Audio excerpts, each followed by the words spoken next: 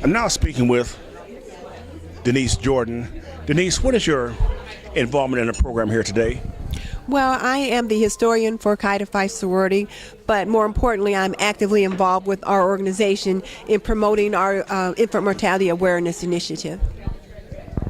You know, when did all this negative Fort Wayne publicity come about? When did you first know that Fort Wayne is leading the state in infant mortality?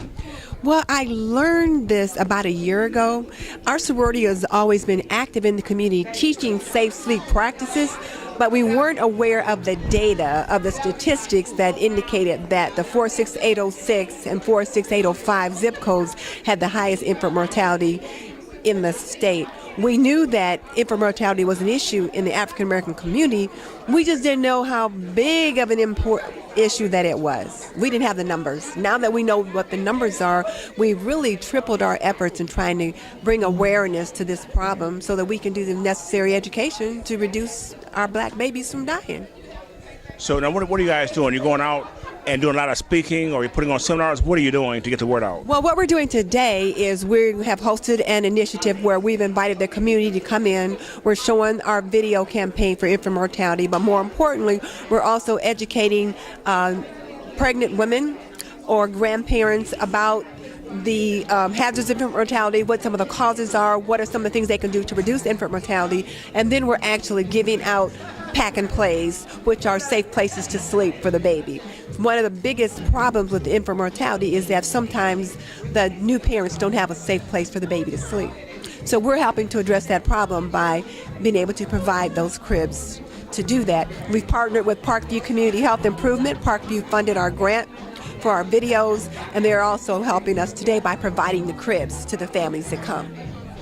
You know, as you go out to educate the community, you have to be almost attacking certain cultures in terms of the way that they have historically or traditionally done things.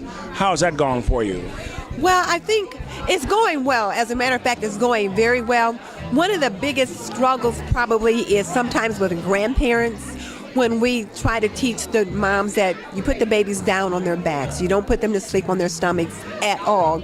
Well, there's been a change over time as to whether you put them on the stomach, put them on their side, now you put them on their back. It's the Back to Sleep campaign, put the babies on their backs. But sometimes the grandparents will say, I raised 5 kids, I know what to do with a baby. Which you may have raised 5 kids, and you may have been that grandparent that's lucky enough that all your children lived past their first birthday. But then there are also those families that their babies didn't make it to the first birthday because of some suffocation hazards that might have been in that kid's environment. They might have died suddenly or before their first birthday for a number of different reasons. And what we know is that there are certain practices that increase the incidences of infant death, and some practices which will reduce that incidence. And as Maya Angelou said, when you know better, you do better. So we're trying to share that information so that we can all do better. What is the biggest no-no in preventing the deaths of little kids? Probably the biggest no-no is putting babies to sleep on their stomachs. The second biggest no-no would be a co-sleeping arrangement, meaning that the moms are either putting the babies in bed with them or the babies are sleeping with siblings. So those are probably the 2 biggest things, is putting the babies to sleep on their stomachs is a big no-no, and then co-sleeping, sleeping with other people, or putting them to sleep on an adult bed. You put the baby down on an adult bed that has a soft surface. It typically has a lot of blankets. Baby rolls over, gets tangled up in the blankets, and somehow we have suffocation now. So you put babies to sleep on their backs. They sleep alone. Think about the ABCs: alone, backs, and in a crib. They sleep alone. You put them down on their back and you put them in a crib like a pack and play. And it's also important to have the baby in your room with you for the first 6 months. So the pack and plays are small enough, portable enough to have them right there beside your bed. So they're close to you, but they're not in bed with you. As you've been doing this, I noticed that now you also have involvement from the churches. We are really trying to get involved with the churches because, as we all know, large groups of women are in the church. And we want to make sure that the people in the church know this information, so when they go home, they can share it with their family members that may not be in the church. And our mothers, our grandmothers, our daughters, our aunts, they are members of churches, so we need to be able to share this information with them so they can share it with others. I believe that as women, it is up to us to share this message. So I happen to be a nurse and I share this message professionally, but as a family member, as a woman, I also want to share this message with my sisters so that they can also share it with the women in their circle, because I can't touch every circle. If you had the opportunity to have an audience full of male pastors, what would you want to tell them about this initiative?